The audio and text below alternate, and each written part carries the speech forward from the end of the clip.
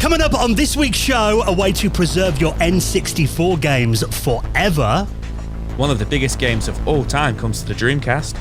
And we chat to one of the world's longest running Amiga retailers, Matthew from AmigaKit.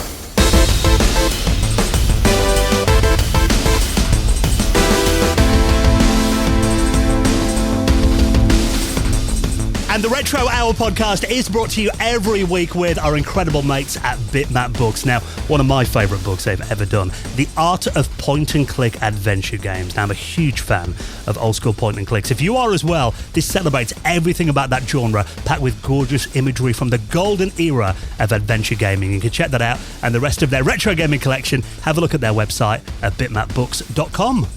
And with our lovely mates at PCBWay. Now, of course, you know about PCBWay. They offer top quality, fast turnaround PCBs and also services like 3D printing and CNC milling. And you know they're big supporters of the retro community. So if you're working on something right now, get an instant quote on their website at PCBWay.com. Hello and welcome to the Retro Hour podcast, episode number 415, your weekly dose of retro gaming and technology news with me, Dan Wood. Me, Ravi Abbott. And me, Joe Fox. And a very warm welcome to the podcast. And, you know, we love this. We never take it for granted, the fact that every week, you know, people tune in to hear three nerds geek out about old school video games. That is what this show is at its heart, isn't it? Absolutely. It's a round table chat. It's just three mates getting together. We ain't experts. We just give our opinions on a couple of games. And then the best part is we interview a couple of industry legends at the end as well, don't we? That is it. We're living the dream, because, you know, when we set this podcast up, it's like the idea is, you know, we get to talk to the people who made the video games that we grew up playing. That was a big focus of this show. And it's expanded so much since we started doing the podcast. You know, magazines, we cover retailers, which we're going to be talking about this week as well. People making new indie games. We get out to shows as well. And I know, actually, you had a really busy weekend last weekend, Joe. You actually met a few listeners in person and made a few quid on your classic games. I did. I was down. I was up at the Leeds video game market. And a couple of people came up and said hi, which is always wonderful. Always nice to meet people and everything. And yeah, really, really good time. But it looked rammed, mate. From the photos that I saw, it looked heaving. It was heaving. And the Doncaster one's just been announced for May, which I think I'll be at as well. It was heaving, to say the least. And it was a long day, so I was extremely tired by the end of it. But absolutely loved it. Loved the atmosphere. It was absolutely electric. And it just reminds you that the retro game scene is still alive and kicking for sure. Yeah, it's really weird because when, obviously we're going to be talking to our special guest this week, Matthew Leaman, who we'll talk more about in a moment, but actually before we started recording, he said, you know, someone was telling him the other day that we're kind of getting to the age now where they kind of think the retro peak might have happened and it should be starting to come down in the next few years, but definitely don't see any of that from events and stuff that I've been to. It just seems like it's getting bigger all the time. Yeah, getting bigger all the time. Me and my mate Jason were always thinking like, oh, the price is going to crash. You know, is the bubble going to burst? Is the bubble going to burst? But I don't know. People have been saying that for a couple of years now, and it still hasn't happened. So we'll see. But we'll still be here if that does happen. We'll still be here talking, chatting about all this nonsense and chatting about nothing because there's no retro anymore. Yeah. But we'll be retro by then, guys. Exactly. Yeah. We'll talk about ourselves. But I know you're at a nice little event in Nottingham on Friday night as well. It's celebrating indie games. A lot of retro stuff there as well, Ravi. Yeah, it was really nice. It was the first Debug Indie Games Awards, and Debug magazine specialise in covering indie games, and we cover a lot of indie games on this show, and indie games that kind of have a retro theme, and it was quite nice to actually see some of them in person because we talked about some of these games, but actually seeing the developers there getting some recognition on stage was really nice, and it was like a proper award ceremony, but you could also sit and play with the game. So I came with Paul Jury from Retro Gamer Magazine and the Ted Dabney Experience as well, which is a really good podcast, I recommend. And the Retro Hour Christmas quiz, obviously. Most famous for that, I'd say, probably, yeah. Yeah, always, well, not on the winning team last time, but yeah. I hope you rubbed that in. It was a great event, and, seeing some of the games like Videoverse won an award, and Videoverse was one that we talked about. Very nice, stylized game.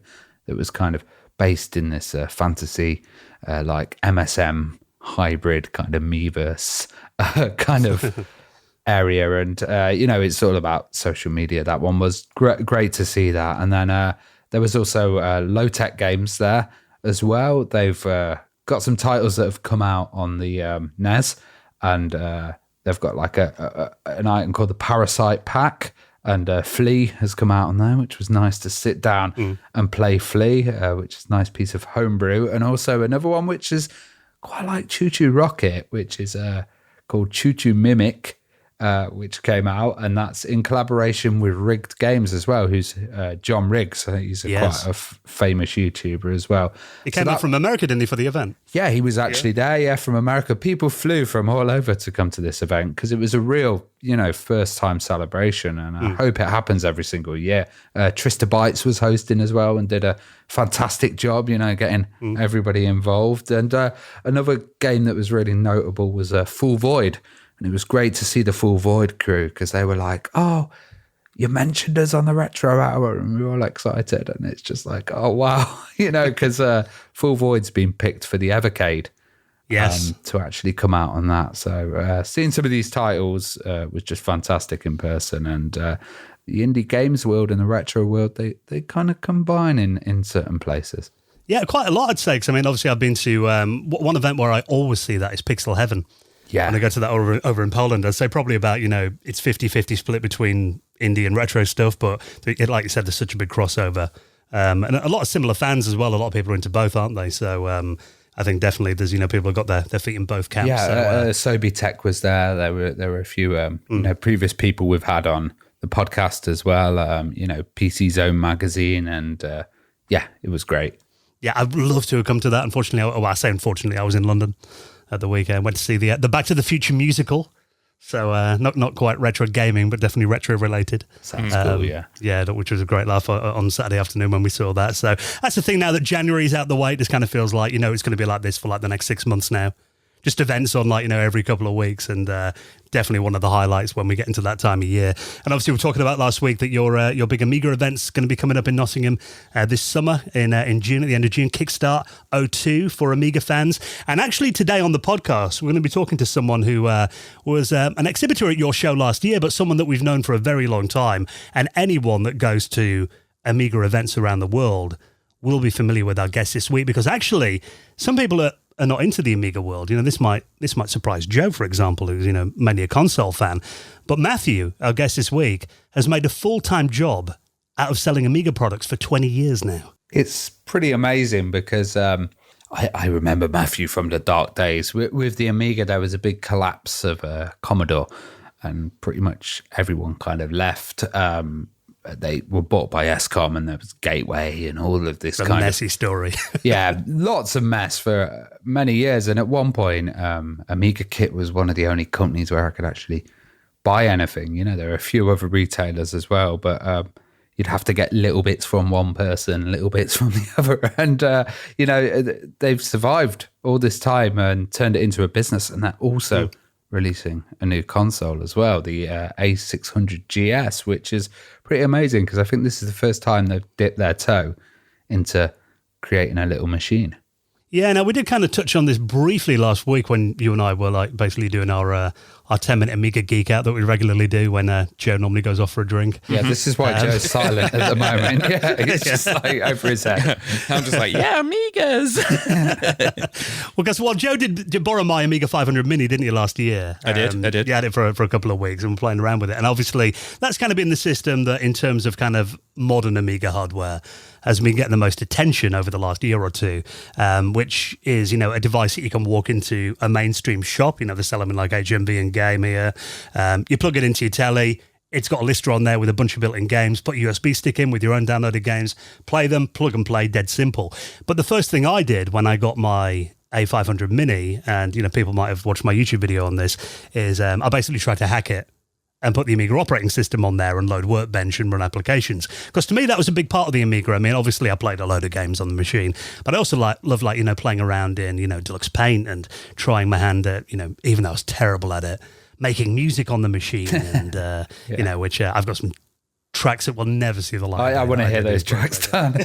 No, nobody wants to hear these tracks. But I mean, that was such a big part of the Amiga as well. So I mean, this system that they've made, which is coming out in a couple of months' time, it's called the A600GS. It's going to be very competitively priced. We'll hear more about that with Matthew soon. It is basically a small device. It's around the size of maybe a pack of cards that will have some legacy ports on there, so you can plug in like a classic Amiga joystick and a mouse.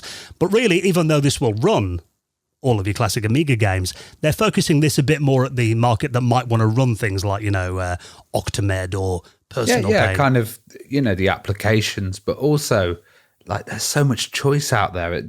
There was at one point where AmigaKit kind of started that hardly any hardware was coming out, full stop. Yeah. Now we've got so many choices and so many options. It's absolutely great to see all of this activity and all these machines and devices coming out. So we're going to talk to Matthew about the company's history, but we're also going to talk in detail about the device because, we've had many devices on this show and details and stuff. So hopefully, if you've been wondering about it, you'll be able to pick up some information in this. Yeah, definitely. I mean, I've had friends who've bought Amiga 500, the A500 minis to basically try and use them as Amiga computers. Obviously, which you can do. I've got friends that are putting PlayStation games on them. Yeah. I mean, God, you can do so much with it now. But having a device that is, basically targeted towards the people who want to use the creative side of the Amiga in 2024, and having an internet connected device as well. There's like a store on there, so we'll hear all about that and kind of a bit about the hardware side of it as well, what it's based on, with our special guest Matthew Leaman. He's coming up from AmigaKit, the managing director, on the podcast in around 35 minutes from now. But if you are a regular listener, you'll know the way the podcast normally works. The way we do it is our first half, we do a little roundtable chat a bit about what's been happening in retro from over the last week and bring you up to speed on all the big stories, because we appreciate everyone's busy. Not everyone's got time to trawl all the social media sites and the websites like we do. So we give you the highlights of what's been happening over the last week. And speaking of platforms that have been getting quite a lot of love recently, and there have been we've talked about a few of these little devices recently for other platforms as well. Devices that can let you essentially back up your saved games and more, because this device goes way beyond that. This is something new for the Nintendo 64 called the Joey N64. Yeah, this looks wicked. I spotted this on Nintendo Life, who've done a really good video about it. Yes, I watched it this morning. Yeah, I watched it this morning as well. It's about 9 minutes long. It's got several functions, which, are all really cool. And the main one being you can back up your files from it, your games from it. Your save games. You save games, yeah. So you literally plug it straight into your computer, and then the device itself, the Joey N64, is like just a flat piece of plastic with the cartridge pins on it to plug your N64 cartridges into, and then a N64 controller port. And to download your save files from the N64 memory card, you literally just put the N64 memory card into the back of the N64 controller, as you had to with an N64. Yeah. And then just plug the controller straight into the Joey 64, and then that, into your computer, and you literally just drag and drop them over. But what I found really interesting about the hardware of the Joey N64 is you don't need to download any software. As long as your computer recognizes USB drives, it recognizes it as a USB drive, and you literally just drag and drop it over, which is absolutely fantastic. And you can do the same with your cartridges. So you pop the cartridge into the cartridge slot of it, plug it into your computer, and you just drag the ROMs over from the cartridge into your computer, into the storage. And obviously you run it in emulation or whatever you want to do with it, copy it onto another cartridge, etc. But there's two of the functions, so you can legally back up your games and save your save data, which in the video he says he's not really bothered about the save data because of a lot of the N64 games, if not most of them, you could save directly onto the cartridge and you didn't actually need a memory card. And if I remember rightly, they weren't the most reliable memory cards. But then the batteries die in them sometimes. It's a way of, I guess, preserving that, if you have got quite far into a game and, if you don't want to lose it when the battery goes in your cart if it hasn't already. Yeah, I guess so. But what I found really interesting was the part about where you can actually plug it straight into your iPhone. Yeah. And you can download an app on your iPhone. What that allows you to do is, say you're out and about, you're at a games market or you're in a game shop or something, and you come across a really rare, expensive N64 game, maybe StarCraft 64 Resident Evil 2. You can rip the ROM at the... No. But you probably could, to be fair. You probably could. But not a case of ripping the ROM. You don't want to part with your hard-earned cash because you're worried it's a fake game. It'll actually tell you if it's a legit game, if the files on there are legit or if they're emulation. Which is really interesting. Bit of a strange one if you're stood in the middle of a retro game shop and you're like, can I plug this N64 cartridge? Yeah, bearing in mind, if that's a game, like you said, one of these games that costs like £300 or £400, I bet, what, you're really going to plug that into that weird device that's plugged into your phone? What is that doing? Yeah, it might take some convincing. You need like a wrist mount and like an extension lead and then do it on the sly. But yeah, a really cool little device. The biggest downfall that they've said is it is sold out instantly. 50 quid for one, which isn't $50, too bad. $50 are sold out at the moment, so keep your eyes peeled if more are produced to go on sale, but I'm sure they will, seeing as how it's sold out immediately.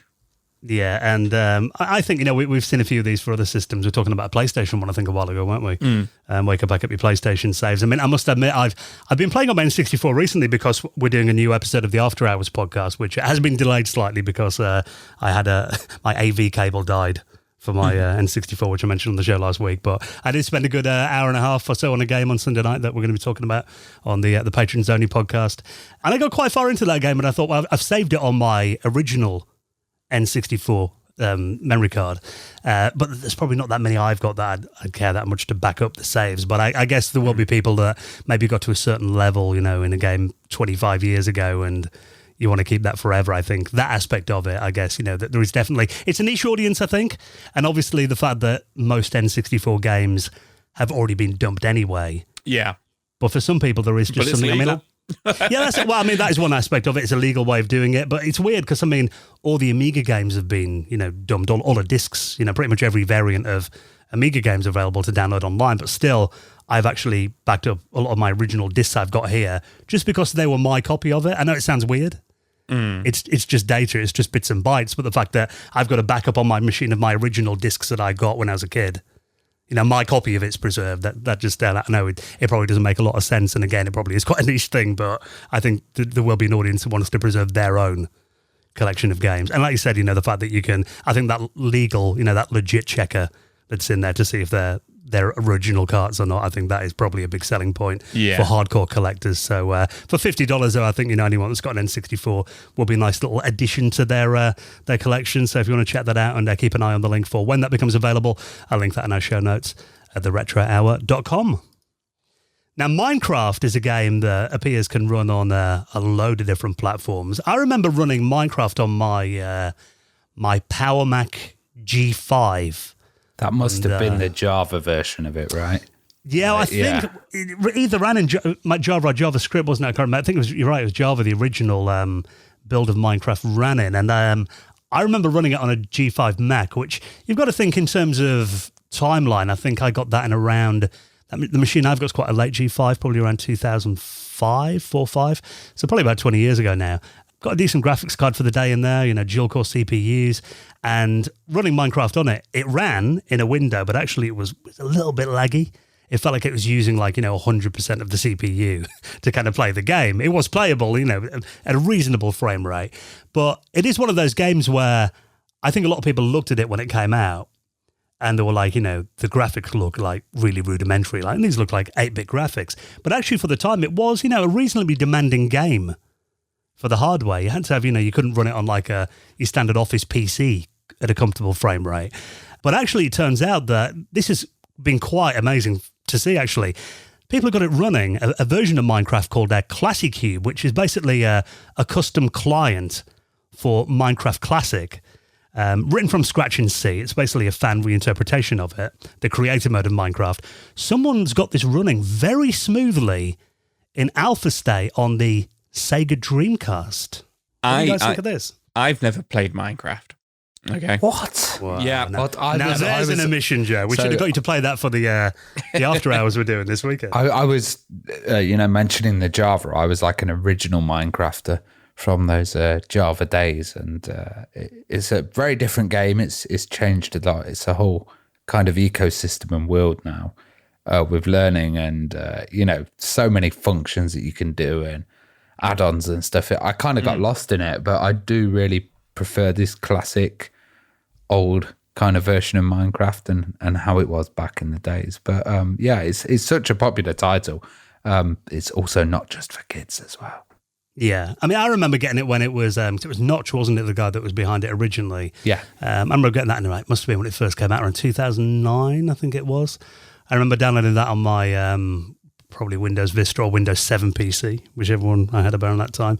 And I think I paid about £9 to register the game because you could. Yeah, it was a free version originally with Mojang, and then later on you could upgrade that and keep upgrading it. Which I think I've still got on my PC to this day. That original kind of £9-10 copy that I bought back then. But I mean, it is a game that obviously kids kind of took over it. It became known as kind of a kids game. But originally, I mean, there was quite a big geek kind of adult community in the Minecraft world. I think there still is. It all depends because there's all these add-ons, there's all these different functions. You can have mod packs on there. Modding is a huge thing. You can change the entire kind of title, and stuff like Roblox has spawned from it as well, which is a huge thing, and it's kind of defined that whole genre of games, and definitely brought stuff like crafting into popular titles as well. Well, this project on GitHub, which I'll link up, which has now been ported to the Dreamcast, it's called a Classic Cube, and I was kind of a little bit aware of this, but I hadn't looked too deeply into it until today. And it turns out it's been ported to a load of different systems. I mean, obviously, there's a Windows and Mac OS port, runs on Linux as well. There's iOS and Android ports. There's even ports for stuff like OpenBSD and Haiku and Solaris. And someone's actually made a version of it for the Silicon Graphics workstations running on iRix. Oh, wow. Which, obviously, Silicon Graphics were, very impressive back in the 90s. But now someone's got, Minecraft running very well on this machine as well. Looks like there's a version on the N64. Yeah, from the GitHub page too. I think the things that really eat up the memory with Minecraft and like similar clone titles as well, because this is Classic Cube, it's usually the NPCs in it.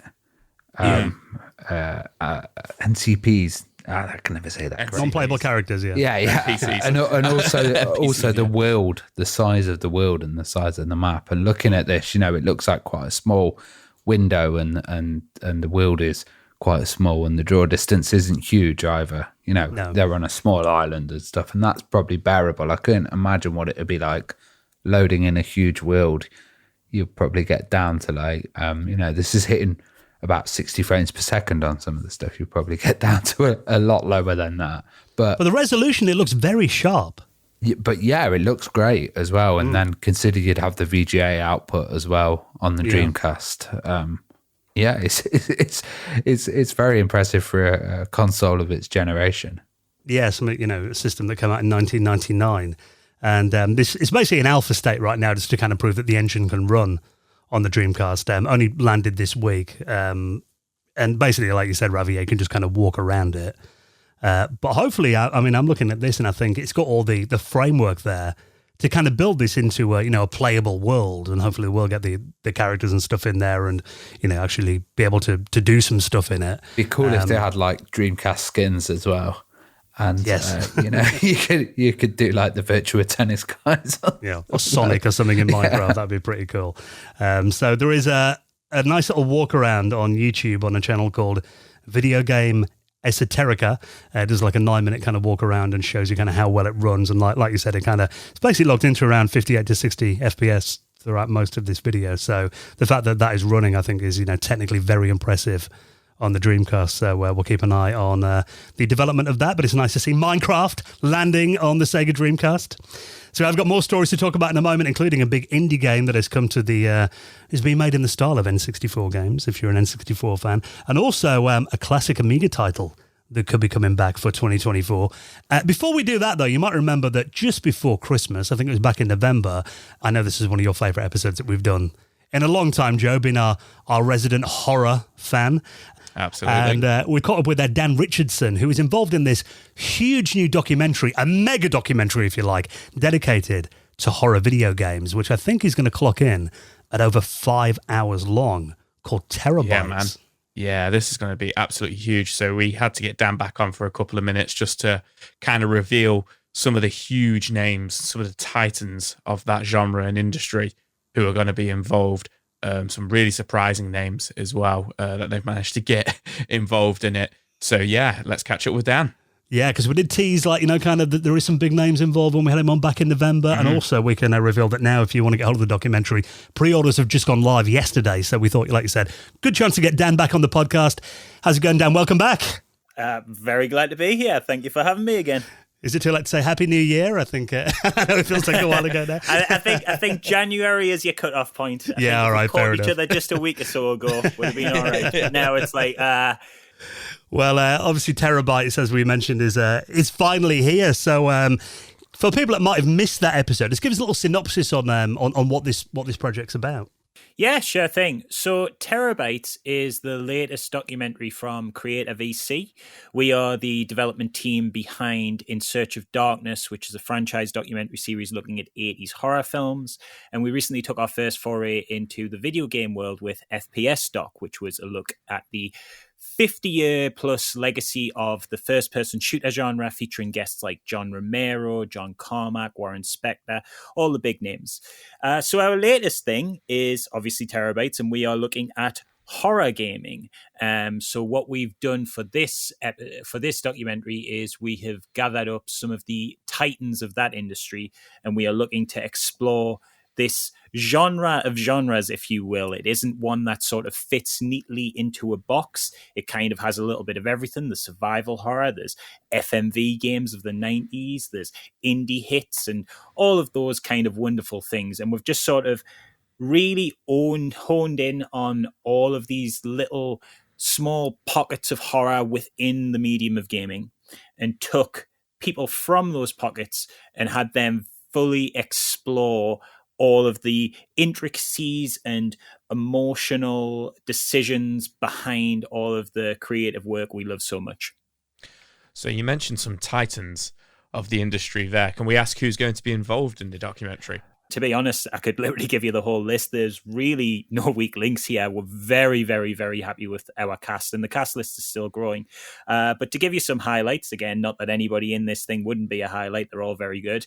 We have the likes of Matthew Cote and Dave Richard, who are the co-directors of Dead by Daylight, obviously the massive smash hit asymmetrical horror that has every license under the sun at this point. It's basically the Super Smash Brothers of horror games. We have indie creators like Airdorf and Dave Szymanski, who made Faith, the Unholy Trinity, and Iron Lung, respectively. We have classics like the Williams couple, Roberta and Ken Williams, who obviously were the co-founders of Sierra Online, so we've got them in to talk about things like Phantasmagoria. Personal favorite of mine, we have a man who I genuinely consider to be the greatest composer in video games. He is probably matched only by the likes of Nobuo Uematsu and Koji Kondo. We have Silent Hill composer, producer, and sound designer Akira Yamaoka. Oh, wow.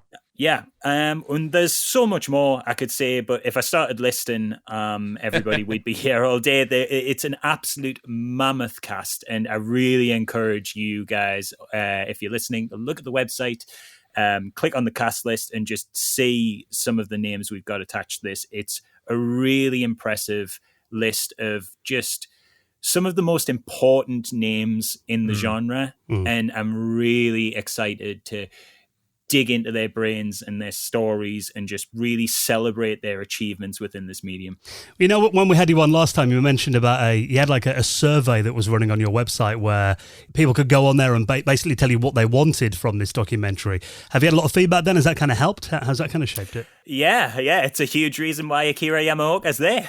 Nice. Oh, wow. So we do genuinely listen to our, sort of survey responses. Like, we're not one of these people who's like, oh, answer this and we'll just get your marketing email. We literally read like every response. And Akira Yamaoka is somebody we were, wanted to get anyway, but it's a pretty difficult connection with the language barrier and the international difference.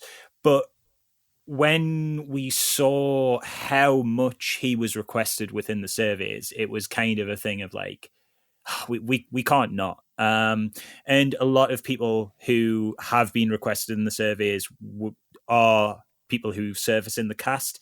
It kind of reaffirms some of the decisions we already had in mind, but it also helped us in informing kind of more off the wall talent. So we've got like a lot of kind of more indie creators who would have been on our radar but weren't necessarily in the space from the moment we decided to make the documentary. Right. So we've got like creators like Akuma Kira, and if you don't know who they are, they developed Spooky's Jump Scare Mansion, which was kind of like a big development in the mascot horror scene, you know, sort of alongside Five Nights at Freddy's and things like that. Yeah. And we have like some, you know, we're talking, we've got people who kind of span so much of this history. We've got people, like I say, going all the way back to Phantasmagoria. We've got Rob Fulop, who is the designer of Night Trap, which is a brilliantly cheesy, controversial game. I'm sure if anybody knows the game in history will be very familiar with. But then we go all the way up to the modern day, and we have Black Tabby Games. That is the couple, Abby and Tony Howard. They made the very recent title, Slay the Princess, which is a really interesting cosmic horror, multi-narrative branching path visual novel. It's a really fascinating game. I encourage you to check it out. Well, it's great to see that this has finally come to fruition and people can get hold of it now. That's one thing. I mean, you know, people look at the previous films that you guys have worked on, you know, In Search of the Last Action Heroes, the In Search of Darkness series. These are top quality. I mean, anyone that's got an interest in the genre, I've got every faith that this is going to be a really well delivered and really beautifully put together documentary. Where can people get this from, and what's kind of the running time of it then in the end? So we're doing it slightly different this time. So it is going to be like a 5-hour mega doc, and you certainly can watch it that way. However, this time it's going to be a series. It's going to be 5-hour long episodes. And the reason we're doing that is when people think horror gaming, they gravitate towards survival horror. And you could certainly do a 5-hour documentary on survival horror and not even scratch the surface. But one of our primary concerns was we didn't want to leave out any rich history that didn't fall within that parameter.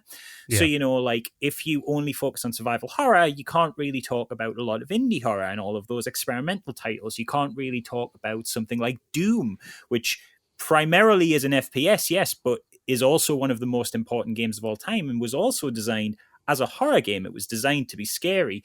You know, you've got things like Castlevania that fall out of that remit, and you've got things like the FMV scene. So what we've done with this is we've structured it into these 5 episodes that take a specific topic and deep dive into that topic.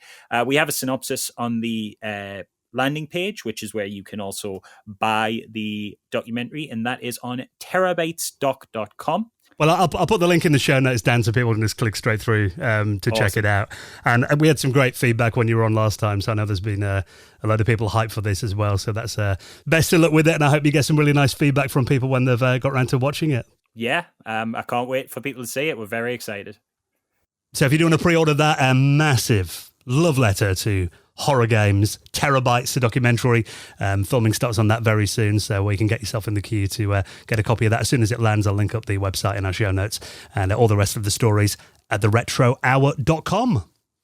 Now, we're going to be talking to Matthew from AmigaKit, one of the world's longest-running Amiga retailers who's still doing Amiga as his full-time job, which is incredible. If we're talking about the Amiga, though, there is, you think of the early days of the Amiga, Ravi.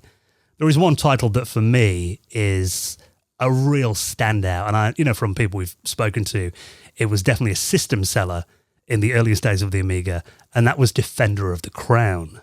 Were you a fan of that game? I thought you might be. Oh, I absolutely loved Defender of the Crown. Yeah, kind of to the point that I seeked the Prime version, and that was a CDTV version. Yes, I remember that with a lot of the animated backgrounds. It was a great game, and any game where Robin Hood is involved in it, I'm always on that. But it was such an epic title with beautiful graphics done by Jim Sachs, and that really showed the kind of power of the Amiga back then, and it was all hand drawn and. Yeah. I don't think there's a game that looks like it. I must admit, going back and playing it now, I think still graphically, it really holds up. I find some of the the jousting parts of it, I find the controls quite fiddly. Yeah. When I'm going back and playing it, some of the character movement and the obviously that was a very early game. Well, it's always got those different sections, hasn't it? And there's Yeah. different elements of gameplay in there, but it's that classic kind of medieval, story with love and romance, and just an absolutely beautiful title. And I love the pace of it as well. Yeah, and it's got, some beautiful lighting effects and stuff in there too. A real, technical marvel when the Amiga first landed back in 1985. But the reason we're talking about this today is it's interesting that a Lithuanian company, this is a company called Nordcurrent, they're known for a title called Cooking Fever that I wasn't familiar with. But basically what they've done is they've now acquired the rights to the game lineup of Cinemaware. Because Cinemaware were around for a long time. I believe, didn't they have a bit of a revival in the last decade? Recently they actually released a really nice edition of Defender of the Crown, but also some other Cinemaware titles. It Came from the Desert was another fantastic kind of a B-movie title that they had out, and I think Red Baron might have been Cinemaware as well. I know there were some re-releases in recent years. I think they, from looking at their Wikipedia page, they basically went under in 1991. And then they had a bit of a comeback in 2000 to 2005 when their trademarks were acquired. And then there was stuff like, there was Robin Hood Defender of the Crown that came out on the Xbox in 2003. There was that reboot of Defender of the Crown, I think came out on the Game Boy Advance in around 2002. That's kind of an updated version of it. The digitally remastered collector's edition came out on Windows and Mac as well, where they updated the graphics and sound and everything as well. But basically, there is a new company now, this Lithuanian developer, Nordcurrent, have now acquired the iconic titles from Cinemaware, including Defender of the Crown. It Came from the Desert, Wings as well. And they're saying what they're going to be doing. That was it, not Red Baron. What did I say? Red Baron, Wings. I was going to say, I was checking that. Such a big title, yeah. Well, now Nordcurrent are basically saying that the reason they bought these is they want to remaster them and bring them back to modern platforms. And they're going to be starting with a remaster and an update of Defender of the Crown. So it's going to be coming back for modern systems. It's really tough because I've looked at this Nordcurrent site and it looks like kind of flashy mobile, right? kind of, like not amazingly well styled stuff. And you're touching a classic there. You're touching an absolute classic and you're trying to redo it. And I honestly don't think they've got it in them. Sorry, it's really like harsh it is, to Ravi. say. Say like it is. But yeah, Defender. They might be listening now and be like, right, I'm going to show it. We're going to do it. We're going to do it. We've hired Jim Sachs. We're going to show you. I know what you're saying, though, because it is such an iconic title. It does kind of feel like, messing with art in a way. Exactly. Isn't it? Yeah. That's kind of how it feels to me. And, I don't know, Rocket Ranger, that was a good game, but it was always hard to play for me, just to get him off the ground. Yeah. That might work well in mobile and stuff, but looking at their stuff, it looks like, this Cooking Fever is kind of like a flashy, right? Pay more coins to get higher and stuff like that. So I think you're not wrong. It might be they've just kind of, bought the brands and they're going to ride off that a bit. It looks like they might surprise us, you never know. Well, it looks like, they are generally known for mobile games. That seems to be their kind of bread and butter. But it does say, from the, obviously this is a press release, so it's obviously going to be a positive spin on things. It says that they are a growing player in the PC and console gaming industry. Interesting they managed to get their hands on the Cinemaware catalogue, though. Yes, there must have been a deal done there. Yeah. I just kind of feel like, obviously these games are, knocking on 40 years old now. And I imagine the rights have been through quite a few hands since the demise of Cinemaware in 1991. It makes you wonder kind of what the value is in these today. Because, obviously there will be a generation of us who fondly remember these games. But again, I think that makes it even more difficult, doesn't it, to kind of give these games the respect that they deserve? Yeah, and it's like, Streets of Rage and stuff, they changed the style and they brought some cool music in and they took a real different kind of direction. And, that might happen, but I very much doubt it. Sorry, Nordcurrent. Well, bearing in mind that Ravi is the guy that said the Nintendo Switch would be a massive failure. Those are my predictions. Not that we bring that up very often on the podcast. Nintendo are dead. They're just gone. Yeah. So, long live Nord Current. It's interesting to see that someone's doing something with the IPs, though. So, we'll keep an eye on that. And as we hear more, we will let you know. Now, obviously, we're all big fans of the N64. Like I said, been playing mine quite a bit this week. Enjoying having it set up. I think I'm going to leave my N64 set up permanently in my office now because I've had it away in my wardrobe for a couple of years. And I feel like that's a bit disrespectful to it because it's such a cool system, isn't it? And the games have definitely got a unique look. Now, there is a massive indie game called Celeste that many people will be familiar with. And it turns out that the creators of that game are obviously fans of the N64 as well, because the sequel to it not only looks very much like an N64 game, but it's even titled, not so subtly, Celeste 64. Yeah, this is really cool. So it's a pseudo sequel. You know what? I feel like Dan's usually the resident I've never played this game. I've never played Celeste either. Joe! I know. How can you not have played that? I know. Ravi said it's fantastic, and I've been recommended it many, many times. What is Celeste then, Ravi? I've not played this either. It originally came out on the Pico 8. And it's quite a popular indie game and done in a kind of it's got interesting mechanics. So this was at a time when mechanics were getting put into them. There was another one where you could rewind time. It also had stuff like mid-air dash, which was a big kind of move you could do in it. I only played in it very quickly, but it's very nice, and I know it was very popular, and it had a main protagonist as a young girl as well. Yeah, I mean the original looked like quite a nice pixel art kind of platformer game, pretty much. But this one is it's got that N64 3D style. Yeah, which it is very in the vein of Mario 64, Banjo-Kazooie.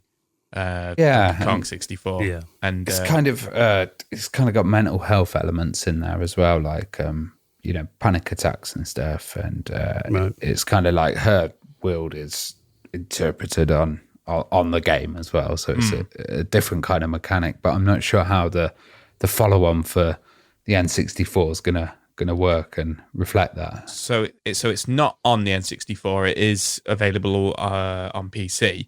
Okay. And it is completely for free. So this is actually a celebration of Celeste. So they've done this to celebrate the 6-year anniversary of Celeste, with Celeste 64 being created by the original developers as well, which are Maddie Forson and Noel Berry. And like I say, they've put this out completely for free over on itch.io, which is fantastic. I was watching a playthrough of it earlier on, and it's not a short game. It looks about an hour to an hour and a half long as well, which is nice. But what's really stunning about it, because of it does look like an absolutely beautiful N64 game, in all its polygon glory. What's absolutely fantastic about it is they made it in a week. Wow. It only took them a week to make this. And it, like I say, I haven't played Celeste. I've seen it. I've watched videos of it. And it really has captured the essence of that game. It looks like they've really captured kind of like, the only way I can describe it is from, how we went from Super Mario World to Mario 64, and the elements of the game and the mechanics and everything transferred beautifully. And that didn't always work. I mean, we remember, famous examples like, Bubsy 3D. Yeah. It was a tough thing to do back in the day, translate a 2D platformer into a 3D world. Yeah, absolutely. And it looks like they've managed to do this. And as Ravi mentioned there, the famous kind of like air dash is present, and kind of like, I don't want to say puzzle platformer, because it isn't really a puzzle platformer, but the elements of, trying to figure out where you have to go and how to climb up and kind of kick off this wall and stuff like that. It's all completely present in this 64 version, in the 3D 64 version. One thing that I really love about it is obviously famously the N64 kind of like style games. Sometimes you might lose yourself, like if you're climbing up the side of a building or a mountain or something. Cameras would go behind the mountain. Or something. Cameras go behind the mountain and stuff like that. In Celeste 64, when you are, when the camera does that and it goes behind a building or a mountain or something, you are highlighted kind of like you will still see the outline of Celeste, so you know where you are. like if you're gripping to a wall. If only the thought of that back in the day. Yeah, yeah. So I think that's a really cool little touch that they've put there. But yeah, the fact that they've done it for free is awesome. And yeah, go check it out. This is making me gonna go play normal Celeste and then go play Celeste 64. Yeah, maybe this is one that we can do in the after hours, and maybe we could do an indie game special or something. Yeah, that's a good idea. Nice. Yeah, play some of these games that have just become massive legendary games in their own right from little indie devs. It definitely feels like the direction that a lot of these kind of indie studios are going at. It feels like the 2D pixel art thing was all the rage like a decade ago, but it does feel like now they're moving into that kind of PS1 N64 style 3D games, doesn't it? It feels like they've had a big comeback in the last 18 months or so. Yeah, sure. Which I'm all for. I think it's weird because for ages everyone was like, those early 3D games that look so janky now. No one's ever going to want to play those again. The 2D games have aged so much better, but now there is nostalgia coming in for them. Bring back the texture warping and stuff like that. Yeah, which appears as in this as tearing and stuff, and draw distance problems, and which now is a feature. Not a limitation. Feature screen tearing. Yeah, exactly. on the feature list. Unique, unique short draw distance. Yeah, fog, Vaseline on your screen effect. So, very cool to see. So if you're a fan of Celeste and you want to play a new spin on that, taking it into the world of 3D, that is available now. And I'll put that. And of course, the rest of the stories, you don't have to Google around. I save you the job. Just check your show notes on your podcast app or head to the website at theretrohour.com. Right, patrons, stand by. We have got a few more news stories just for you coming up in just a moment, because if you join us on Patreon, that is one of the perks that you get. You get the normal podcast ad-free every week. You also get an extra 10-15 minutes of news that we do just for our patrons, and I try and get the podcast out early if I can some weeks as well, and plenty more perks, including access to our bonus podcast, The After Hours, if you join us as a gold member or above, and an invite to the monthly patrons hangouts that are coming up at the end of the month as well. So all the details to join us on Patreon are on the website right now at theretrohour.com. We'd really appreciate your support. Okay, before we chat to this week's special guest, Matthew Leaman from AmigaKit, let's take a quick second to give a massive thank you to this week's sponsor, and it is a regular sponsor of the Retro Hour podcast. This is our wonderful friends at ExpressVPN. Now, have you guys checked your streaming platform bills recently? It seems like every time I check my bank statements, it seems like Netflix has crept up by another couple of quid. And they convince us to cut the cord, and then they increase everything, and they go, you've cut the cord. We're going to charge you more. So insane. I think about the amount of services we've got. I mean, I think I've mentioned this before. We do, I've got Netflix, and obviously I've got a 4K TV, so I've got to get the premium package of that, which I've got a feeling is I think it might be about 18 quid a month, maybe even more now. We've got Disney Plus, my missus watches that all the time, Amazon Prime, Paramount YouTube Premium, Plus. Yeah, YouTube Premium I've got as well. I mean, there are so many of these services. And the problem is, you don't mind paying for a service if you're getting value from it. But did you know that, for example, talking about Netflix, you're paying, all this money out every month, but you're literally getting access to a fraction of their library, because in different countries around the world, Netflix has got thousands of shows that you probably can't watch in your country without using a VPN. Because, because of the licensing rules and all that, they often only license shows based on a location. Or they swap around as well. So sometimes some will be available on one service, disappear, and then turn up in another country and then come back. And, it's hard to track and find your favourite shows. It is. And sometimes you might, I don't know about you, I open Netflix sometimes and go through it. I think they call it doom scrolling, don't they? Well, there's a load of stuff on that, but you're like, seen that. Anything I want to watch, I've kind of seen this month. But then if you have ExpressVPN on your device, you can literally just press a little button and change your online location. So then suddenly Netflix thinks, okay, this guy's in America. Let's show him all the titles that are available on the American Netflix library that normally you can't see in the UK. Which I know you do all the time, Ravi. You're always telling us about things that you watch on the US Netflix that we get very jealous that we haven't watched.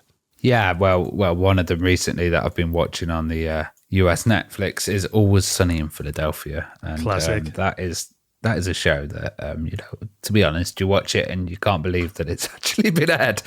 Some of the stuff on that are absolutely hilarious. And another one that I know Dan's absolute favourite film, he models himself on a lot of these people, Mean Girls. Yeah, I wear pink on Thursdays, I think it is. Yeah. USA. Fetch. Yeah, So Fetch. Don't make fetch happen, Dan. And Lord of the Rings as well. And they're both on the Australian Netflix. So, moving around to different countries is absolutely great because you can find new content on there. And also Muriel's Wedding as well, which is another great chick flick. Yes, that's the thing. I mean, it is literally, it's so easy as well, isn't it? You open the app, you select the country name, you tap one button and you're there. Yeah, and it's so fast that sometimes I have it starting up on my computer and I forget about it. And I'm like, oh, suddenly my location is in this country, Yeah, streaming HD, no buffering. There's apps available for all your devices, your phone, your laptop, your consoles, your smart TVs. You can install it directly on there as well. And they've got servers in 94 different countries around the world. So again, access to thousands of new shows. And it doesn't just work with Netflix, BBC iPlayer, YouTube, lots more as well. So be smart with your money. Stop paying full price for streaming services and only getting access to a fraction of their content. ExpressVPN, it pays for itself. So get your money's worth. Use our exclusive link as well and you will get an amazing offer because, we all sort one out for you. You'll get 3 months of ExpressVPN for free on top of a 12-month plan. So head to expressvpn.com/retro. Use our exclusive link. Really helps out the podcast. It lets them know that we sent you there and get that 3 months for free on top of a 12-month plan. expressvpn.com/retro. And a massive thank you to our friends at ExpressVPN for their continued support. Right, then next, we're going to be going inside the world of AmigaKit, one of the world's longest running Amiga retailers, and finding out all about this really interesting new device they've got coming out called the A600GS, geared towards people who use their Amiga for applications and productivity back in the day. We're going to be chatting to Matthew from AmigaKit next on the Retro Hour podcast.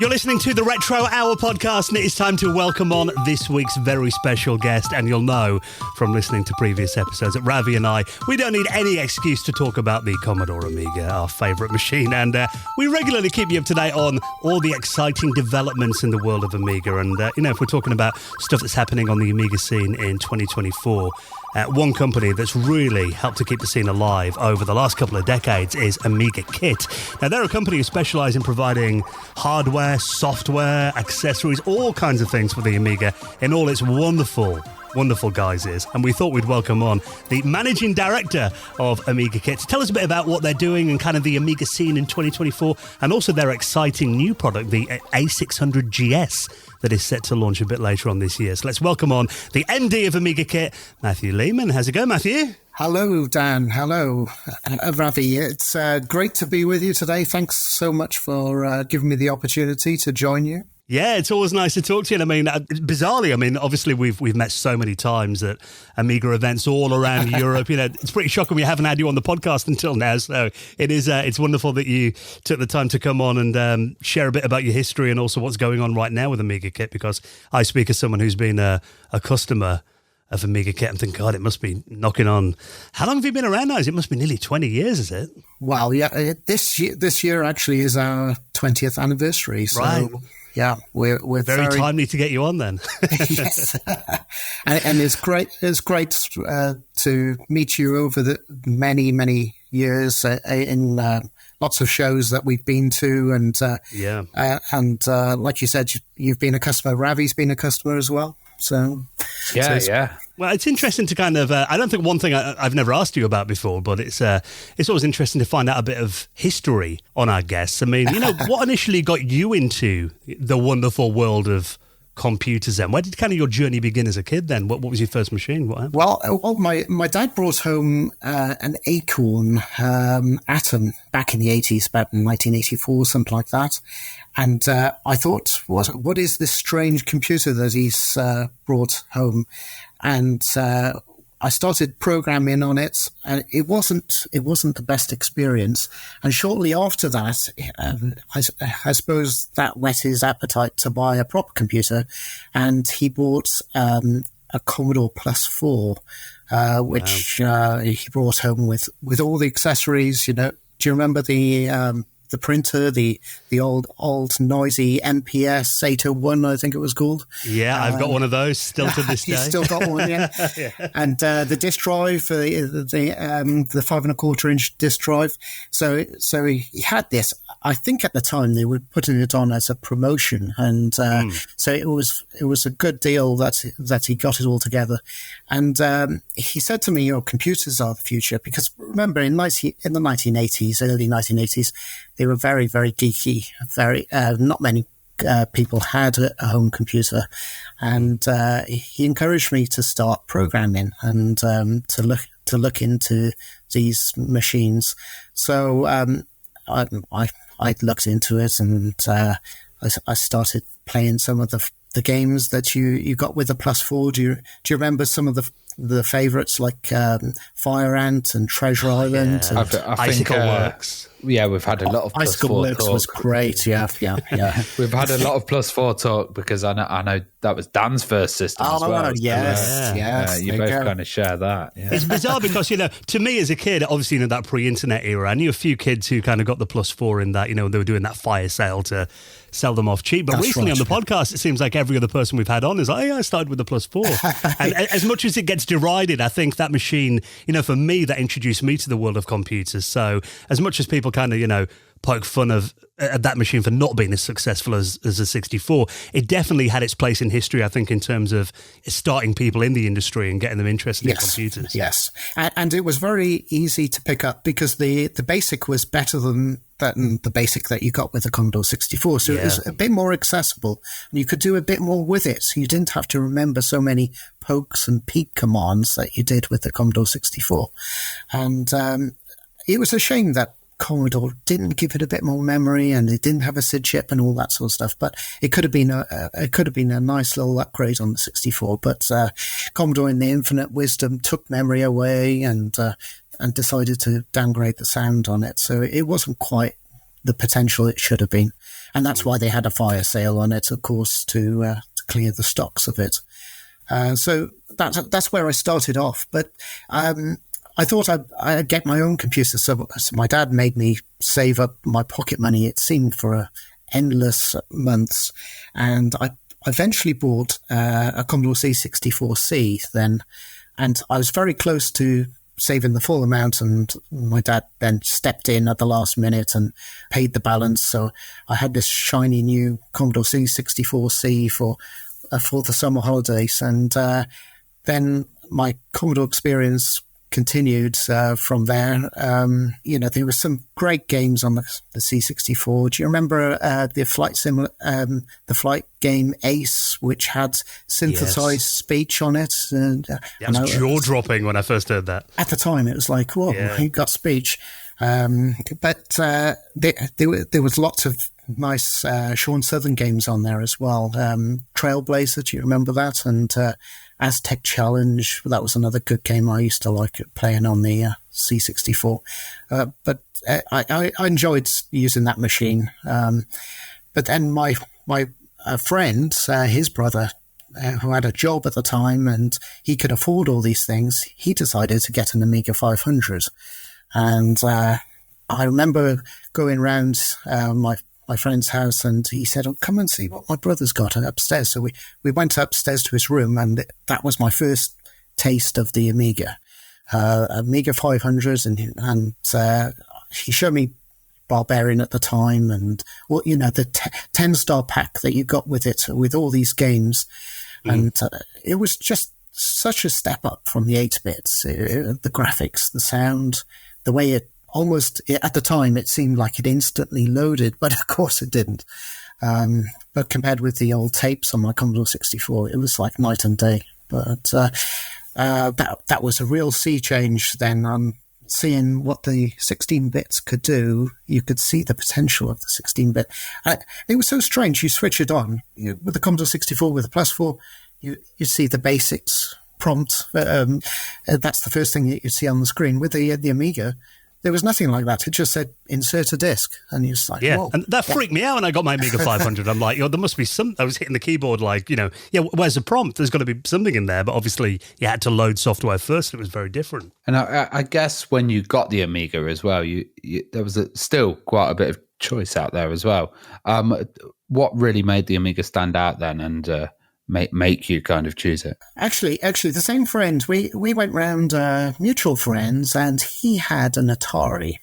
So we were still on the 8-bits at this time, and I had a taste for the Atari, and it looked quite elegant because it's a bit more futuristic than the 8-bits, and the graphics were better, and you could that was probably one of the first interactions that I had with the 16-bit machines, but it wasn't really like the Amiga. It didn't have the creative feel that the Amiga had, And I think the Amiga, that was one of the things that the Amiga did. It had a strong community around it, even in those days. Mostly there was people swapping discs and things like that. There was copy parties, but there was a lot of people at home firing up DevPack and playing with assembly, trying to make their own games, using Octamed to make some composition, Deluxe Paint to be creative. And the Amiga was more than a game system because of that. And that whole scene was quite, when you're a teenager and you see what your friends are doing creatively on a computer and not just playing games, that was quite a draw to the Amiga over other systems that were out there. I think a lot of the kind of general public forget about the creative side with the Amiga and stuff. And I was wondering, what setup did you have? Did you have any like extras with it, or any kind of devices you were using to help your creativity? Yeah, well, I think the number one, I'm not sure about you, but you probably were the same as me. The number one upgrade on my Amiga that's really I couldn't do without would be the hard drive. When you've got a floppy disk Amiga and you go to a hard disk Amiga, oh, wow, it's a different world. And I remember buying my first hard disk. It was a 60 megabyte hard drive, and it cost a fortune at the time. Yeah, I remember we got a 30 meg one, and it was just like mind-blowingly expensive. Mine was 20 megabytes, and I thought that was an infinite amount. Yes. I'm never going to fill all. And then I installed Monkey Island 2, half of it wiped out with one game. Yes, of course. My friend had a 20 megabyte drive, and I just waited because I couldn't afford a hard drive at the time, being a poor teenager. And I could see that he had everything on there, but he used some sort of compression. Do you remember the compressors that you could, they would dynamically compress your hard drive as you like Power Packer, I remember, was one. It was a bit like Power Packer, but every time you copied to your hard drive, it would double the space on your hard drive. So it was like dynamic compression, but it would slow down your Amiga. And he had mods on there and things like that. So his 20 meg hard drive, he could push the limits on it. So I waited and waited. I was glad I waited in the end. And I remember 60 meg coming out and thinking, well, I'll pay the extra for these 60 meg hard drives. And I think there was a company. Do you remember Gas Diner in London? Yes. Yeah, I think they had the best price on the 60 meg hard drive. So I decided to put my money down, and it came in the post, and I installed it, and well, I never looked back after that. But that was just the start of the journey, because then I needed extra memory, I needed an accelerator, and that was the great thing about the Amiga. You could build on it and extend it. So it was really extensible machine because of that. One thing I always found as well is in that era, before we were all connected to the internet, or even, before I got involved in bulletin boards and that kind of thing, I mean, the central thing to the Amiga community was the magazines. So, yes. I mean, did you have any favourite magazines that you'd pick up like every issue? Well, I was probably like, I think most Amiga enthusiasts, I bought every single magazine, throughout the month. That was you go into your W.H. Smith's or John Menzies, and you see The principal one I would always go for would be Amiga format, and then it got a bit addictive. So you buy Amiga Shopper, and you buy a CU Amiga, which was great. Amiga User International. The ones I didn't buy was things like the Amiga Power and the One. Do you remember the One magazine? Yeah, dedicated games mags then, weren't they? Yeah. I liked games, but I liked quite a balance of things in the magazine. So, if I was really desperate, I'd buy those. But for my Amiga fix, if I ran out of my Amiga fix in that month. But did you live off cover discs as well? I think we all did, didn't we? Yeah. Any favourites that spring to mind, like cover discs from back in the day? Oh, well, the best cover discs, I think, Amiga Computing cover discs. I don't know if you ever saw those. They had a game on there. They had Tune of the Month. They had a development source code of the month. So there was a whole array of stuff that they fitted on this one small cover disc. It was extraordinary, and it would always link to an article in the actual magazine. So you could get the cover disc and go to the development section of the magazine, and all the examples will be on the cover disc, or they would have the tune of the month, or the latest demo, the latest games demo, so you could see what was coming out. It was great. But later on, I'm sure you remember CU Amiga and Amiga format, they decided to go to CD editions of the cover discs. And that was pre-internet. That was so useful, because then suddenly they would have to fill 660 meg of data. They felt obligated to fill 660 meg. So they obviously went to all these BBSs and internet sites and things like that in the early days, and downloaded as Usenet and all that sort of stuff, and downloaded as much data as they could. So for us who were offline, accessing all this data every month, you could see what everyone else was doing around the world with the Amiga. So that was a really nice time for the Amiga, I think. A very exciting time to see. We were almost connected with these CDs, because we had we could see what other people were creating, PD games and tunes and all this sort of stuff. It was a great time. Did you ever go to any of the big shows? I think you're a bit older than me. When I went, I was about 12 years old, and kind of with my dad, but they were still really exciting. Yeah, I did. I remember travelling down to London, and did you go to the Hammersmith show? And I think I went to the last World of Amiga, which was at the Novotel. Yeah. That's like a distant memory from when I was younger. I went to a couple of Worlds of Amigas, and this was obviously after Commodore had filed for bankruptcy, and Petro was trying to rejuvenate the Amiga. So there were a few dance acts around. Oh yeah, stuff like that. I remember. Yeah, the annex dancers and stuff like that. So it was. We were all dearly hoping that the Amiga could come back for the future, as the catchphrase was, and we were hoping, because at the time, do you remember Escom? They brought out brand new Amiga 1200s in their shops, in their PC shops. You could actually walk into an Escom shop. Yeah, so they bought out the Amiga, didn't they? And we had, I think we had 3 Escom stores in Nottingham or 2. Yeah, and but we could barely find the Amigas in them. I think at one point they were displaying them in the window, but they just had the Kickstart screen running continually. Yeah, because they didn't know what to do with it. I remember evangelizing to my wife's uncle, because he was umming and ahhing over getting a multimedia PC or an Amiga. And he was an Amiga guy before, so he had an Amiga 500. And we went into an Escom shop, and I managed to get him to buy a Magic Pack as they were selling it. And he then, of course, had to embark on... He needs a hard drive, and he needs an accelerator and all these sort of stuff.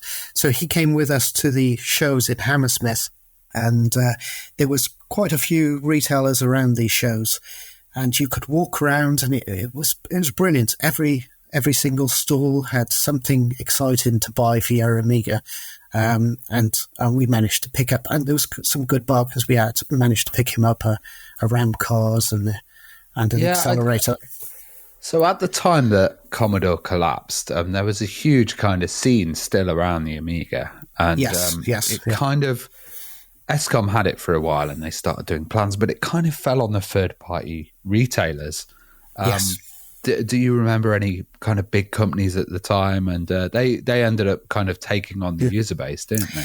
Yeah, because you walk around these shows and there was Gas Diner, like I mentioned earlier. Power Computing, they were really good. I ordered a lot from Power Computing back in the late 90s and early 2000s.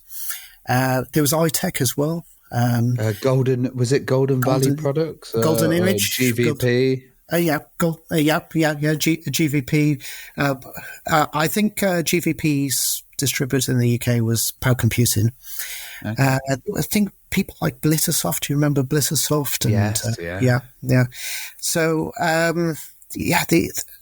the Weird Science. There was the UK was a hotbed for great retailers and innovation, and you get fantastic products back in the day, like the Squirrel Scuzzy, and obviously Phase 5 was selling some really great accelerators for your Amigas. Yeah, it was quite a long period of time, but just putting this in context for listeners that might know about that period, which is probably quite a few actually.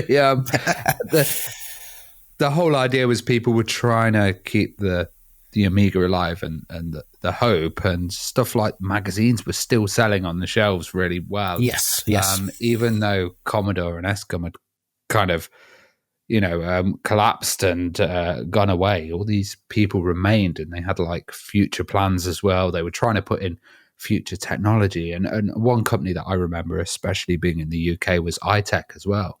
What was the kind of your history with iTech, and do you remember them bringing out products and stuff like that? Yeah. So iTech, going from so after the World of Amiga shows in Hammersmith, the Amiga got quite small towards 2000, 2001, and there was a small magazine open called Total Amiga, and they decided to put on a smaller version of the World of Amiga, and iTech were the principal retailer to this show. It was called World of Amiga Southeast.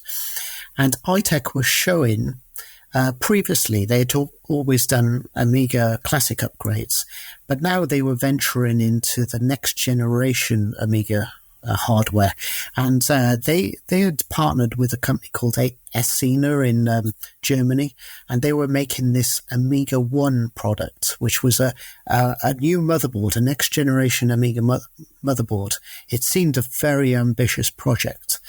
And I remember going to this smaller cut down Amiga show in the World of Amiga in Southeast, and they had the early prototype Amiga 1 there, and Alan Redhouse, who ran iTech, he was explaining to everyone about the hardware and where it was going, and Amiga OS was progressing from the classic Amiga OS to this new generation Amiga OS 4. So that I don't think at the time they had it fully running on this board, and there were some issues, but it seemed like there was a new dawn to the Amiga coming. So you guys ended up, once iTech kind of collapsed, they were searching for this new architecture and this new kind of speed.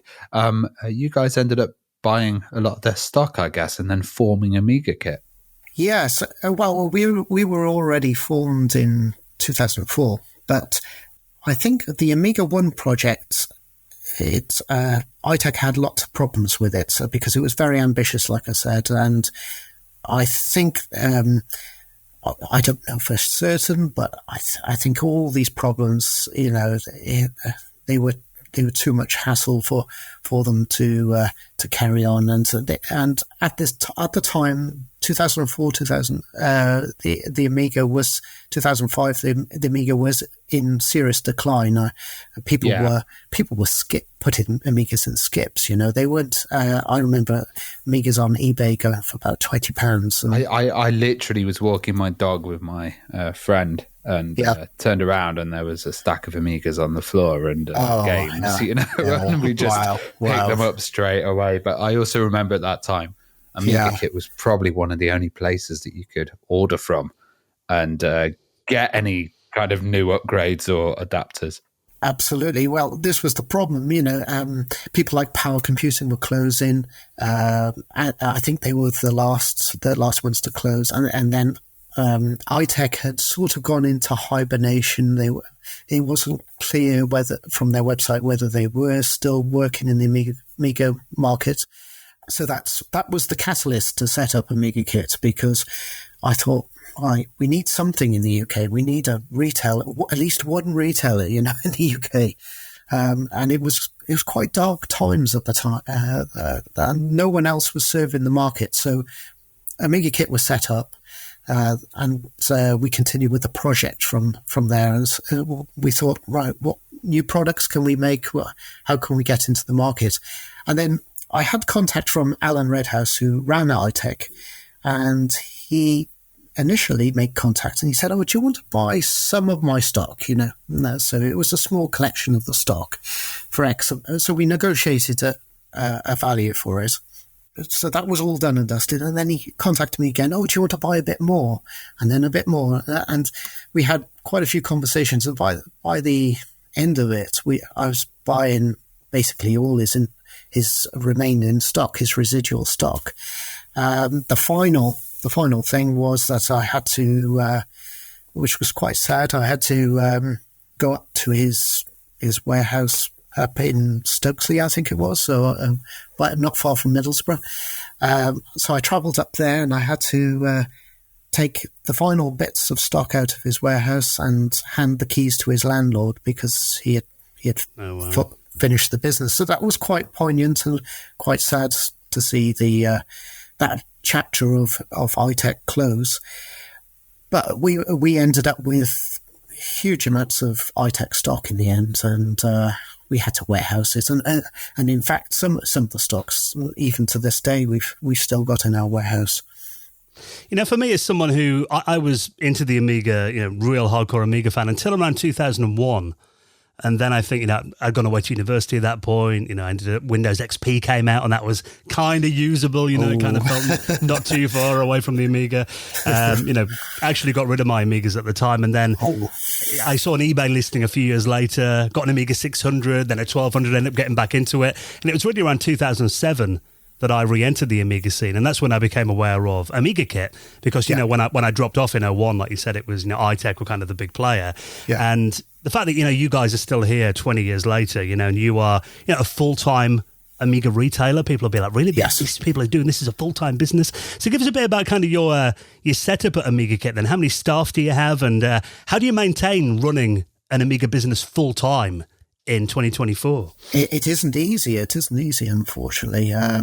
We've got 4 members of staff in the UK, and most of them are based in Cardiff. I'm not based in Cardiff anymore, but it isn't that easy to service the Amiga community. And for the last 20 years, we've had some really good times and some years where it's been difficult to be a full-time Amiga retailer, but we've always stuck to our principles, and we haven't ventured outside the Amiga market. So we've always tried to service the Amiga market as best we can, and we're very reliant on our loyal customer base.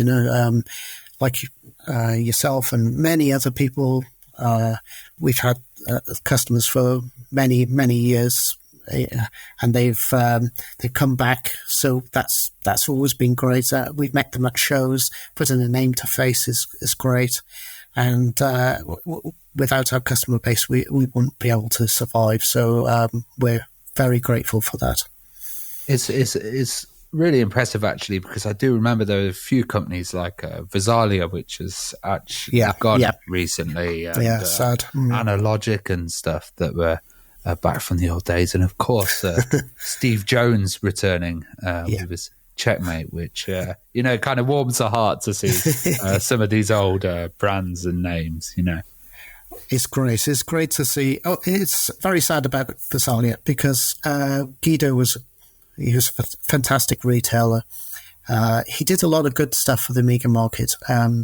He sponsored a lot of hardware projects as well. So he wasn't just a retailer. He made things happen, which was to the benefit of the entire community. And obviously he's closed recently, and he's hopefully he'll have a great retirement. But like you said, it's fantastic to see long-standing names in the Amiga community still contributing back to our space. So long may it continue. Well, talking of hardware as well, you've got your own device coming out, and we've had Palion on with the 2600. We've had Vampire, who were previously on. We've had Retro Games Limited. We've had quite a lot of companies that have released devices. The Spectrum Next as well, and you guys are coming with the A600GS. So, could you tell us what is the A600GS? The A600GS is a low-cost device that can access classic Amiga applications and games. So the idea is very similar to a lot of these mini boxes that you've got out there. You can plug it conveniently into your HDMI television, play games, but also access applications. I remember what we were saying earlier about the Amiga was different from other systems because it wasn't just a games platform. There was the serious side, Yeah, creative side, and that's what makes the Amiga wonderful and the community wonderful, is because they are so creative. So what we've decided to do is put some famous Amiga applications pre-installed on the A600GS. One of them, obviously, is very, very well known, is the Octamed package. And there's been lots of notable songs, music in the past that's been created with Octamed. But we also put in things like P-Paint, personal paint on there, because we know that apart from playing games, ex-Amiga users and Amiga users in the community, they love the creative side of the Amiga, and why not have these preloaded on the A600GS so you can enjoy them? We've got the source code, so we've decided not just to take the Octamed or take the old P-Paint, but it's been redeveloped. So the new features been added. We've listened to our customers and what they want to see on these famous packages, and these new features will be in the new versions of Octamed, P-Paint, and that will be ready to go when we launch the game system. Because I've been looking at some of that. I remember you were at Ravi's Kickstart event last year as well. There's a prototype there, and also you've got a website set up, and I know you've put some images on social media. So to describe to people, this is basically it's a very small device, about the size of looks like the size of a deck of cards, really. Small little black box with the branding on there as well. I mean, obviously, there's been talk about this on the Amiga social media pages and forums. So some people have kind of said, is this like a Raspberry Pi in there running custom software? We've heard that it's ARM-based. I mean, can you tell us the difference between this and a Raspberry Pi, and what hardware is it based on? Is there like custom hardware in here? What is it exactly? Yeah, so it's the prototype that you saw in Ravi's Kickstart event last year. That was in a much smaller box. What we've done now is put it in a slightly larger box. It has got now two 9-pin Amiga joystick / mouse ports on there. So you can plug in your legacy controllers into it. Nice. So that's on the front. And on the back, then you've got things like USB, HDMI, audio out, but it's also got Bluetooth and network capability. A lot of the mini boxes don't have internet connectivity or Bluetooth.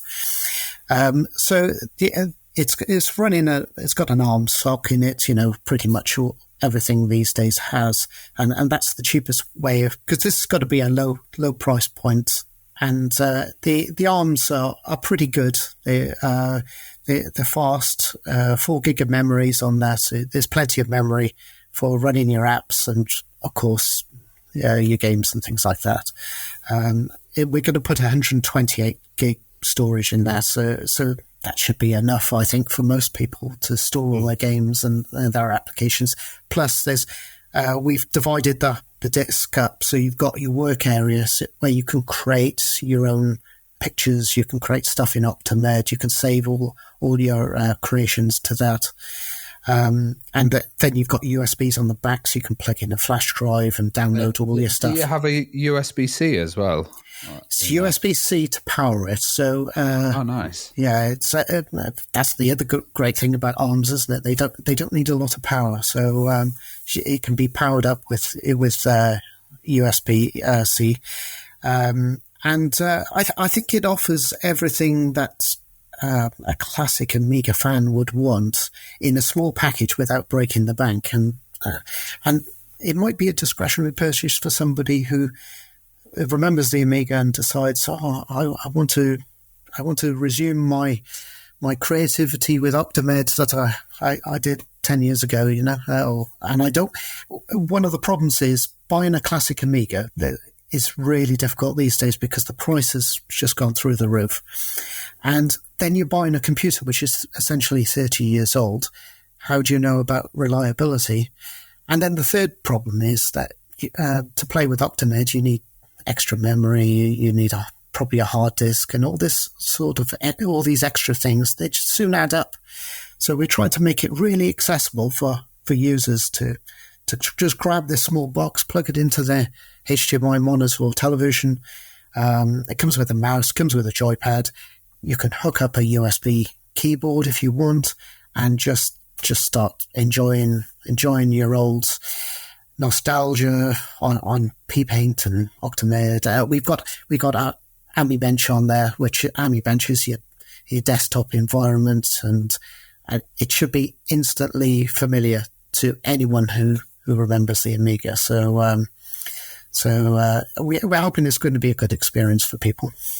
Yeah, and I was also wondering what the kind of relationship with developing it with Rabbit Hole Computing was as well, because they're the folks behind the Zulu SCSI and the SCSI 2SD devices, which are really popular. Well, Alex is a very good friend of mine. He's the brains behind Rabbit Hole Computing, which, like you said, creates Zulu. And do you remember the SCSI 2SD, which preceded it?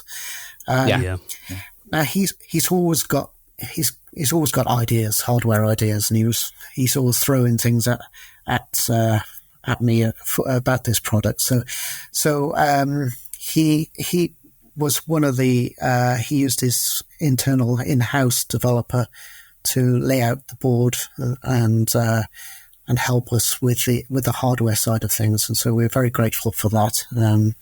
And they're part of the beta test and development team. So it's a very collaborative product, Yeah, one thing I was wondering as well is obviously in the 21st century now, all devices are internet connected. And I've seen that the A600GS, you've got, remote updates on there. You've also got something called the Ami Store as well, which I'm guessing is kind of like your version of like the App Store. Is that, how's that going to function? How does that work? Yeah, so we, as you probably know, we're involved with the next generation system. So on the X5000, the X1000, Ami Store was created for the next generation Amiga 1 systems. Now that's fine because that App Store can run on those because they had internet connectivity out the box. And the App Store is quite graphic intensive, because it looks like an App Store that you would find on more modern hardware. Now, the problem is when you've got a classic Amiga, how do you do that? Because you need the extra memory, you need the internet connectivity. So we saw an opportunity with the A600GS. You've got plenty of memory. It can run full 1080p 32-bit screens on AmiBench on the desktop. So AmiStore suddenly became viable to run on this hardware. And Aeon, who owns Octamed, owns P-Paint, they have a library of other classic Amiga applications which would be of interest to a lot of the Amiga community. So having this AmiStore system, which works, has been running for the last 5 years on the next generation machines, also on the A600GS, can make sense. And users then can download 68K classic Amiga applications that have been updated. But also we want to support there's a lot of new developers who are making new classic games for the Amiga. So we want to really support those guys and encourage those guys to show their work to the wider community. Recently I went to Amiga Island and Nivrig Games. He's produced some wonderful new stuff, but unless you're on Twitch or some of the other social platforms, you'll never hear about them. So we're hoping that the A600GS will be a way of showcasing some of this new talent and some of these new games which are coming out for the classic Amiga. Yeah, I think it's really interesting to have games on there as well. And I was wondering how they load as well, because I know WHD load was a very popular way to kind of load images back in the days as well, especially when they didn't have hard drive installs. What kind of options do you have for games on there as well, and like saving states and stuff like that? Well, the most basic way of doing it is through ADFs. So the A600GS has got a full games menu, and you can just use your USB, just plug into the back of the A600GS, select the ADF that you want, configure it for the platform you want, because some Amiga discs, some Amiga games, they only work on like the legacy, like the Amiga 500 or the Amiga 600 specs. They can be a bit fussy, can't they? They can indeed, unfortunately. So you can select very quickly, edit the title, select the platform it was aimed at, then press start, and then the game will run, according to that platform.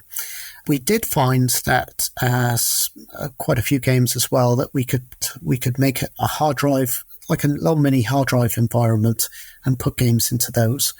When we went to, because we approached the WHD Load author, and when we went to offering some sort of licensing, or asking for licensing for the A600GS, unfortunately he has an exclusive deal with some other company, so we couldn't use WHD Load.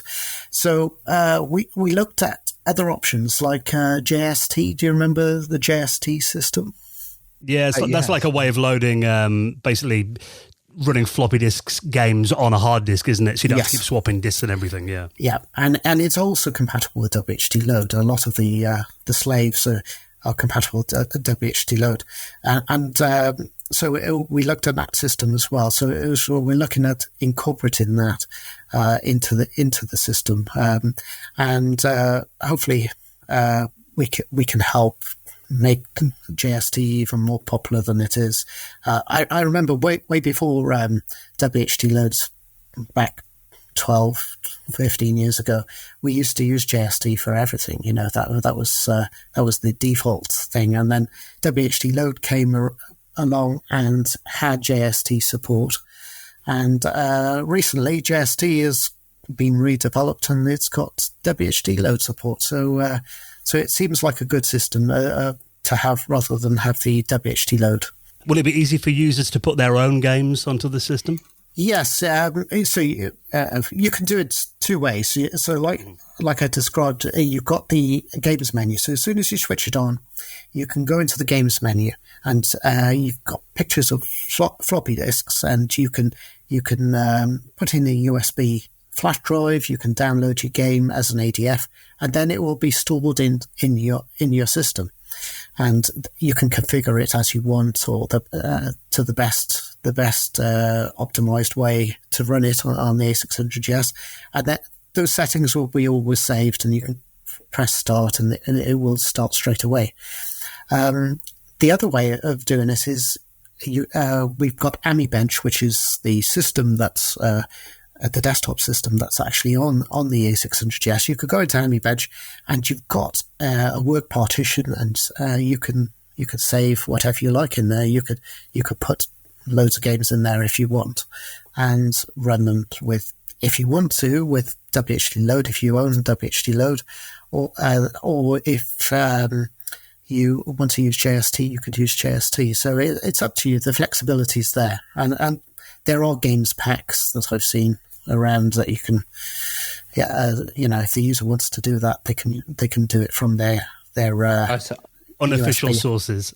Yeah, I saw you did a talk and you mentioned Bluetooth audio, and that sounds really interesting. So can you separately send the audio to a soundbar or to Bluetooth headphones? Oh, that's great, because some complex setups you have to go through your TV and out and all of this kind of stuff. But if you could pick it up as just a Bluetooth audio device. Yeah, it's quite straightforward, because you've got audio settings, audio preferences as we call it. You click on that, or you use your joypad to navigate down to it. You click on scan for Bluetooth devices, and it will scan the vicinity and it'll bring up a list of all the Bluetooth devices. So you click pair next to the device that you want to access. Make sure the speaker is in pairing mode as well, and then they'll just join, and then you just you direct all the sound to the Bluetooth device.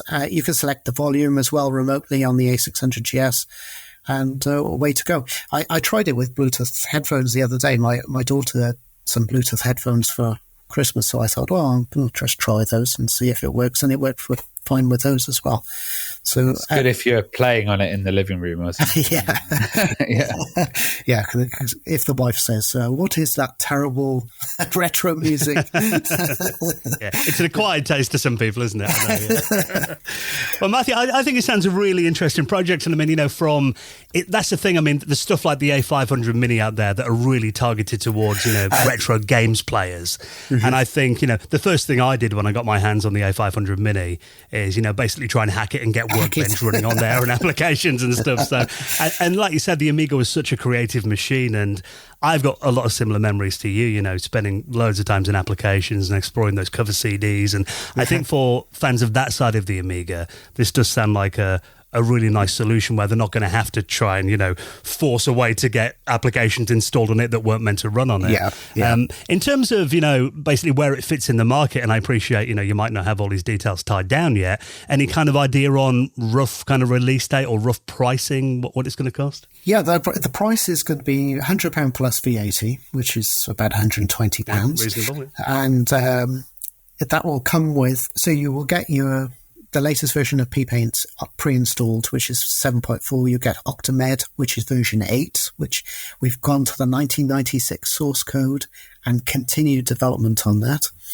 And you get AmiBench on there pre-set up, so no messing around. AmiBench is on there we've commissioned a nice icon set, so it looks really nice. 32-bit AmiBench background, with some nice backgrounds and things. It won't come with AmiStore straight out of the box, so we're releasing it, and then a couple of months later we will push AmiStore out. But we just want to tweak that and get that exactly right. But it will have on the next generation Amigas, we've got a program called Updater, which works on Workbench and looks for all the Amiga files that it needs to update. And Updater will be on this system as well. So it will connect to the server that AmiStore runs on, which is called the AmiSphere. and download updates in real time for the users. So they don't need to worry about setting up all your desktop environment, your AmiBench environment, worry about files being up to date, because we'll just push them down, periodically as we develop new versions of the files. So we're trying to make it as easy as possible, and so people don't have to tinker under the engine, and get this optimal system. And the thing is with AmiBench it's all based on our own software that we developed over many years.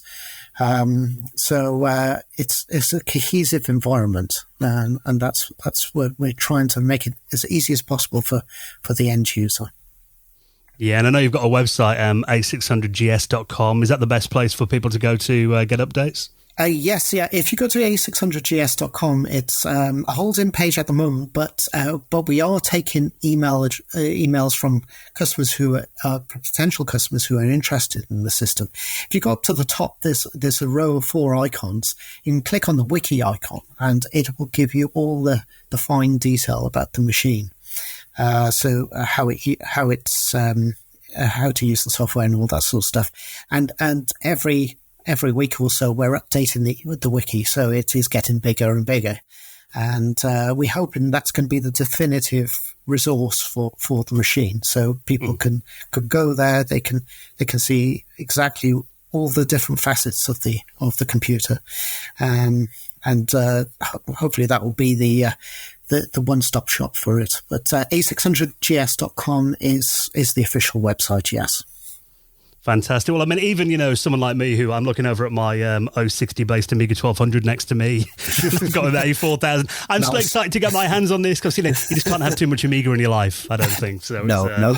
Yeah, more options is always a good thing. So, wish you all the best with it, Matty. And obviously, I imagine we're going to see you at events. Have you got plenty lined up for the summer already? We have, yes. I'm very excited to visit Ravi's event for the second time. So we went last year to the inaugural Kickstart event in Nottingham, and this year we'll be there again. Plenty of beers will be flowing, for sure. Well, that's always a good thing. You got me there. So. And before then, we got a show in London just before that, and no Amiga 30 and no Amiga 39 this year in Germany, sadly. So that's usually one on our calendar, but we will be at Ami West then in October. And anything else that pops up, we've just been to Amiga Island showing the A600GS there. So anything else that pops up, if we can support people with their shows or their meets, that we're more than happy to support or sponsor shows, to keep the scene growing. Fantastic. And obviously the AmigaKit website, if people want to buy new hardware for their classic machines, you've got a massive selection on there as well, which I'll link up in the show notes. Well, Matt, it's been incredible catching up with you. Best of luck with the A600GS. Thank you. Look forward to seeing you at a few events over the summer. Yes, I'm looking forward to seeing you guys and sharing a beer sometime. Yeah, it goes without saying. Well, thanks for coming on, Matthew. Lovely to talk to you. Great to talk to you.